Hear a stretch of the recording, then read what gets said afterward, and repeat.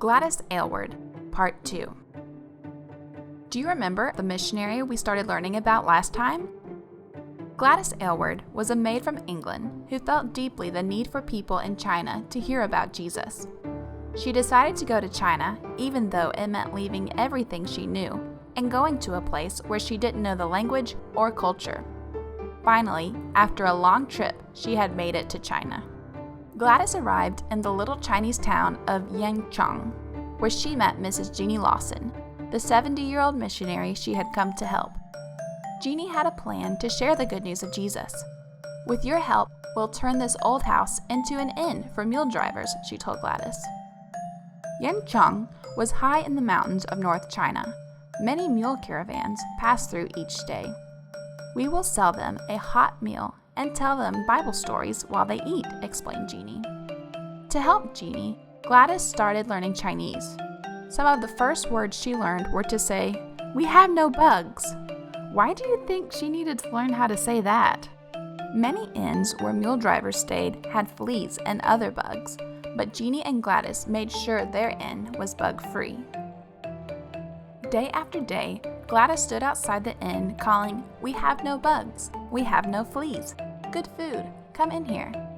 The mule drivers would come to the inn, and Gladys would scrape the mud from the mules, while the drivers listened to the true stories from the Bible.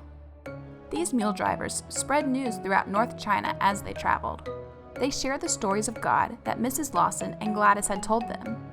They also told everyone the inn was the best place to stay. Soon, the inn became famous all around Yangchang. People were hearing about a God who loved them, and they carried stories and songs about God all over North China. Gladys and Jeannie would also travel to nearby villages to tell them about God's amazing love. At first, the people in Yangchang and the surrounding villages didn't treat Gladys well. They called her a foreign devil, avoided her in the streets, and even threw things at her. But this didn't stop Gladys from loving these people. She worked hard to learn their language so she could tell them all of the amazing things Jesus had done for them. And soon, people grew to respect Gladys because of her good work at the inn. Gladys helped Jeannie run the inn for a year. Then, suddenly, Jeannie had a bad fall and died, leaving Gladys alone with no money and few friends. How would she manage? Gladys wanted to keep the inn open, but she didn't have any money, and often there was barely enough food to go around. Gladys prayed, trusting God to take care of her. Would Gladys be able to keep the inn open? Would God provide for her needs so she could keep sharing the good news of Jesus at the inn?